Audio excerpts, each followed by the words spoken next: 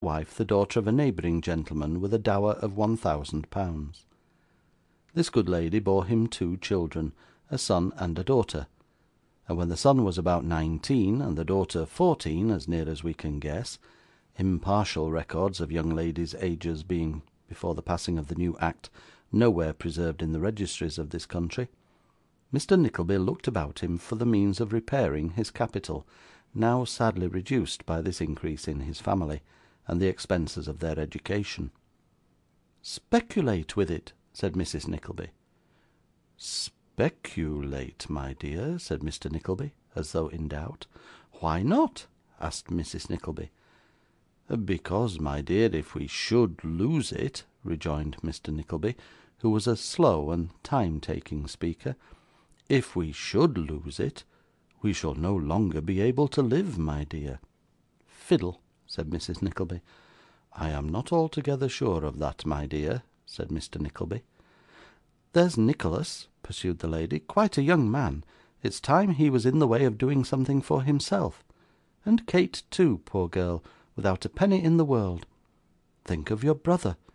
Would he be what he is, if he hadn't speculated?' 'That's true,' replied Mr. Nickleby.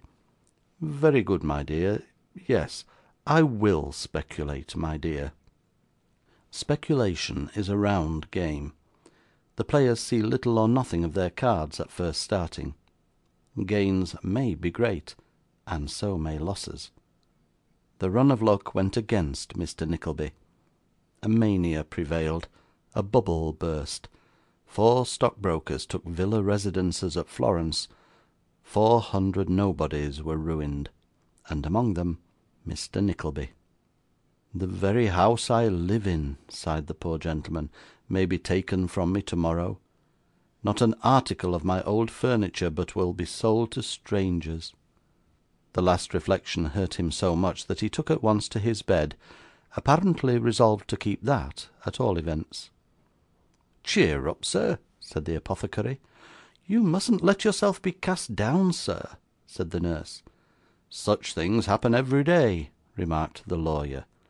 'And it is very sinful to rebel against them,' whispered the clergyman. 'And what no man with a family ought to do,' added the neighbours. Mr. Nickleby shook his head, and motioning them all out of the room, embraced his wife and children, and having pressed them by turns to his languidly beating heart, sunk exhausted on his pillow.